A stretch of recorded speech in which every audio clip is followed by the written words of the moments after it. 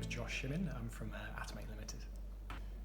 So Atamate Limited are providing all the sensoring equipment for monitoring these buildings on a granular level, and so we're providing data. So data on the building on an ongoing basis, and so we get some real-time insights into what's actually happening.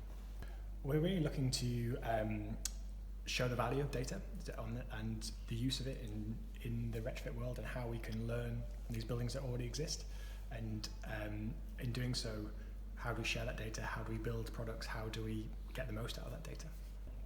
It's a big challenge, the retrofit problem that we have in this country, and we don't have a solution yet. So we need to be thinking about novel ways of how we deal with this issue, and things like the ALCHEMAI project is a good example of that.